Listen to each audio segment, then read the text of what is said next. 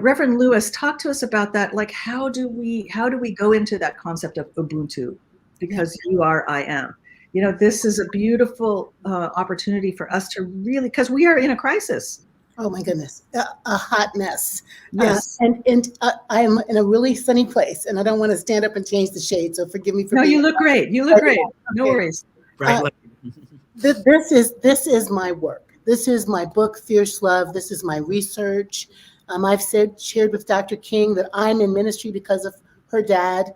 I'm called in because of this concept of this love that crosses all the borders, this sacrificial, redemptive, world-healing love that is about our human structure. I believe King's quote, that beautiful quote, and Gandhi's work and Howard Thurman, the basis of so much Fannie Lou Hamer, is this Ubuntu, Umuntu and Ubuntu and Gabantu. A human is a human through other humans in Zulu. I see you, I exist. You see me into existence.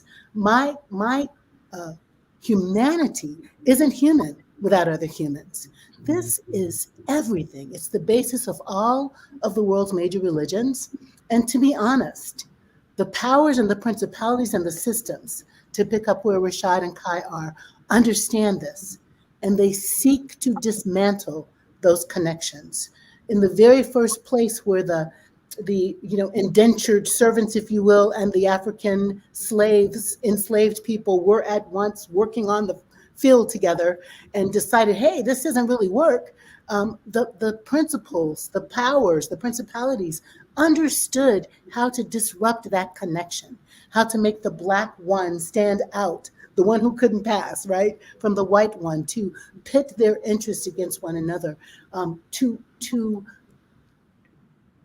create a sense of scarcity in the economy, Rashad, right? So that we don't want to organize together. We want to step on top of each other to make it, because the powers and principalities understand that that's how to isolate us, to make us tribal. The answer to that question is we are each other's tribe. In my book, I talk about how do you increase your tribe.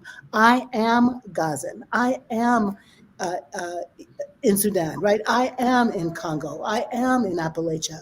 My people are all the people changes my politic, changes my process, changes the way I go to the polls, changes what I think about if I think about the child who still doesn't have clean water in Flint, Michigan, and I'm thirsty, that changes the way I behave in the world. If I think about a senior who can't pay their bills, that changes the way I go to the polls. It changes the way I think about policies. When I think about a child who doesn't have enough books to read, that changes the way I act in my own school board.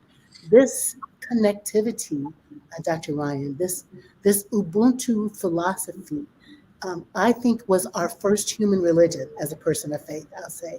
That when we stood up out of the caves and stopped slithering and walked, we understood how much we needed one another. And sadly, I'll say as a professional religious person, religion has been used to disrupt that sense of community. Religion has been used to idolize white supremacy. Religion has been used to idolize Christianity over Islam. Religion has been used to break the ties that bind us, even though religion means to bind us. So I'm preaching always in our multi-everything community of faith, in the conferences that we do, we've got to get back to love. We've got to have the strength to love.